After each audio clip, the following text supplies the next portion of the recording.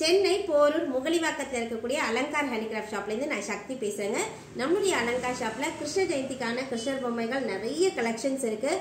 அதில் நீங்கள் இப்போ எஸ்பெஷலாக பார்த்துட்டு இருக்கிறது அழகான ஒரு ஆள் இலை கிருஷ்ணர்.